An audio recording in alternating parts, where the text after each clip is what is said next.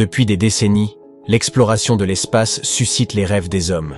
Et depuis l'an 2000, une présence humaine continue a été maintenue en orbite. Récemment, un nouveau record a été établi. Il y a à peine quelques semaines, 17 personnes de 5 nationalités différentes se trouvaient simultanément en orbite terrestre. Le précédent record remontait à septembre 2021, lors de la mission Inspiration 4, financée par des fonds privés, où le nombre de personnes en orbite atteignait 14. Voyons cela. Récemment, 3 nouvelles personnes ont rejoint la station spatiale chinoise de Tiangong.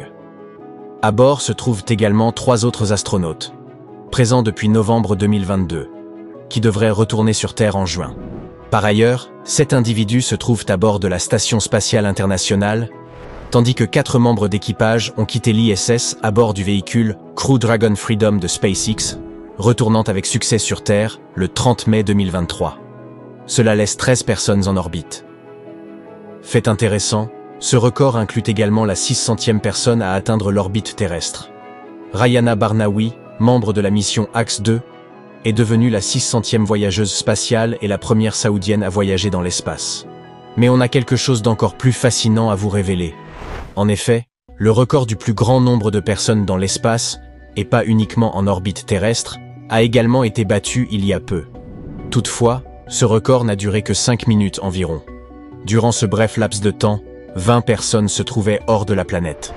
Ce record a été établi lorsque 6 membres de l'équipage du VSS Unity 25 de Virgin Galactic se trouvaient en même temps que 3 taïkonautes chinois vivant et travaillant à bord de Tiangong, ainsi que 11 astronautes à bord de l'ISS. Cela commence à être sacrément encombré. Eh bien, la Station spatiale internationale a toujours accueilli la majorité des voyageurs spatiaux en provenance de la Terre. Cependant, je parie que certains faits fascinants sur cette prouesse technologique vous échappent encore.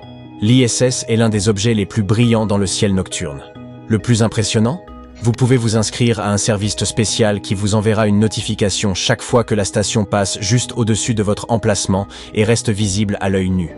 Personnellement, on l'a observé à de nombreuses reprises, et c'est une expérience vraiment impressionnante. Normalement, vous pouvez la voir entre le crépuscule et l'aube, mais attention, car la station se déplace extrêmement vite. À une vitesse de 8 km par seconde, elle boucle une orbite complète autour de la Terre en seulement 90 minutes. La Station spatiale internationale est un véritable record en soi. C'est le plus grand objet fabriqué par l'homme dans l'espace, avec une longueur de 110 mètres, soit la même taille qu'un terrain de football. Son poids atteint environ 450 tonnes, et 8 vaisseaux spatiaux peuvent s'amarrer à l'ISS simultanément. L'espace de vie et de travail à bord est plus vaste qu'une maison de 6 chambres.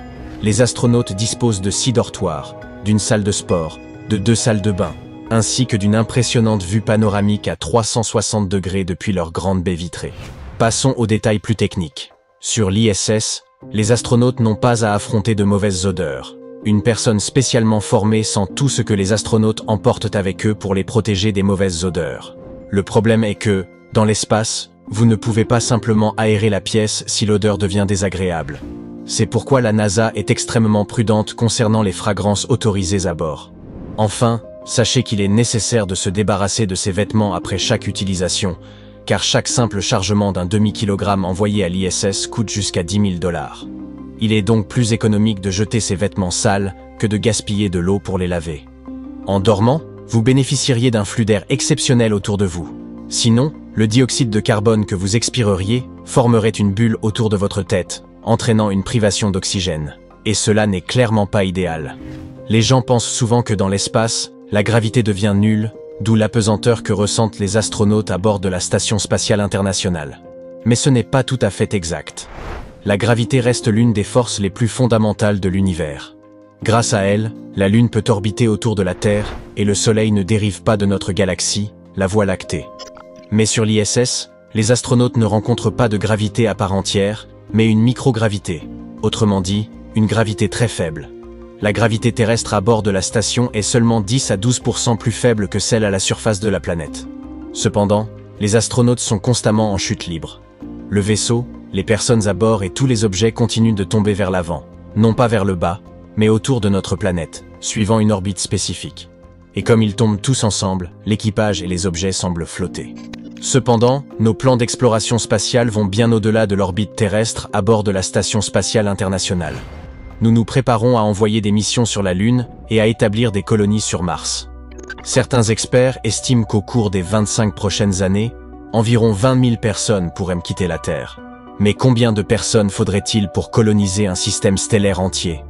En 2002, l'anthropologue John Moore de l'Université de Floride a avancé qu'un vaisseau spatial transportant 150 passagers pourrait quitter la Terre et entreprendre un voyage de plusieurs milliers d'années vers un autre système stellaire. À leur arrivée, les descendants de l'équipage initial pourraient bâtir des colonies sur un nouveau monde. Cela semble être un projet aussi ambitieux que titanesque. Mais poursuivons. Le système stellaire le plus proche, Proxima du Centaure, se trouve à 4,2 années-lumière de notre planète. À l'échelle cosmique, c'est la porte à côté. Cependant, pour nous, c'est une distance tellement gigantesque qu'il faudrait construire un vaisseau générationnel pour y parvenir. Mais la vraie question est de savoir combien de personnes il faudrait envoyer pour garantir une diversité génétique suffisante. Une nouvelle étude contredit John Moore, affirmant qu'il faudrait bien plus de 150 personnes. Selon un scientifique de l'Université d'État de Portland, un vaisseau voyageant vers un monde aussi lointain devrait transporter au minimum 10 000 individus. Ce nombre pourrait assurer le succès de la mission. 40 000 personnes seraient encore mieux, car qui sait ce qui pourrait arriver aux voyageurs lors d'un trajet aussi périlleux et sans précédent. Pour le moment, la NASA n'est pas prête à envoyer des humains même sur Mars, alors encore moins vers un système solaire éloigné. Toutefois, quelques organisations privées travaillent sur ce projet. Elles espèrent rendre les voyages interstellaires possibles au cours du siècle prochain, en misant sur une augmentation significative de la vitesse de propulsion, ce qui pourrait réduire le temps de voyage entre les étoiles à seulement quelques centaines d'années. Les chercheurs ont mené plusieurs simulations pour analyser les différents scénarios pouvant se produire lors d'une telle mission interstellaire. Ils en ont conclu que le succès de cette mission dépendrait grandement de la taille de la population de départ. La diversité génétique permettrait de maintenir la santé des voyageurs. Plus la population est grande, plus elle est diversifiée. Et 150 personnes ne suffiraient clairement pas pour maintenir cette diversité génétique. Même une population de 500 personnes n'y suffirait pas.